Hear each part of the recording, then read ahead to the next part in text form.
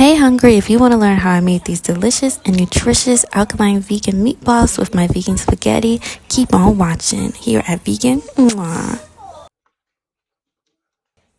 For my meatball mixture, I'm using cooked lentils, baby bella mushrooms, onions, and green peppers. To a food processor, I'm adding my cooked lentils, and they are a little wet but not watery.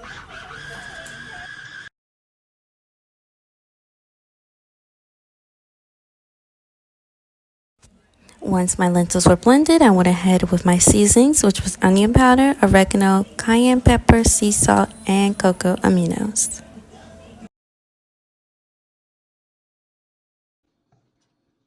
I added my baby bella mushrooms into a food processor and chopped them up real small. I do recommend doing this step while your lentils are cooking so everything can be done at the same time. Next, I added some onions and green peppers into the food processor because I'm going to be cooking the onions and the green peppers and the mushrooms together into the skillet.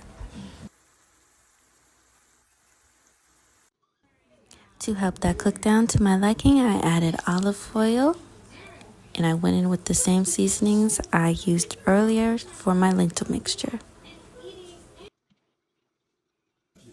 To a bowl, I added the blended lentils and the mushroom mixture.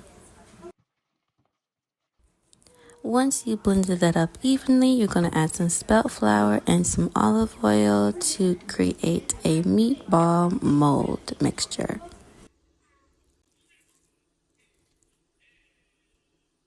Next, once your mixture is done, you're just going to take a spoon and create your meatball sizes.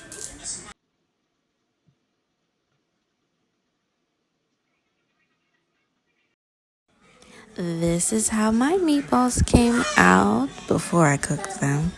Y'all can't tell me those don't look like meatballs.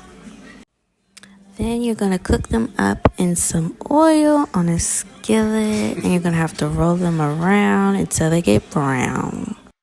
Okay, for my spaghetti, I'm using spelt spaghetti. This is the pasta sauce I used. I mixed that around in my spaghetti.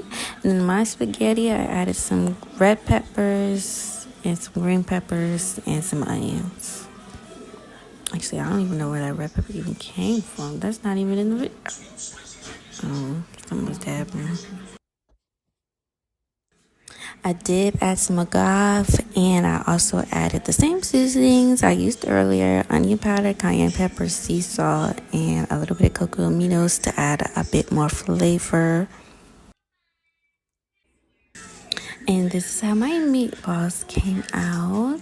And once my meatballs were done, I added it into the tomato sauce that I showed earlier, and boom, periods, clock it.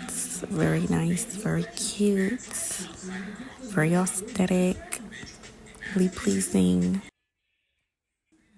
As you can see, the recipe is very simple.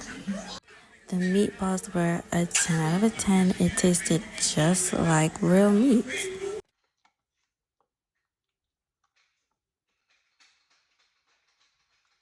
And as you can see, I enjoyed it. Tune into the next recipe video here on Vegan. Mwah.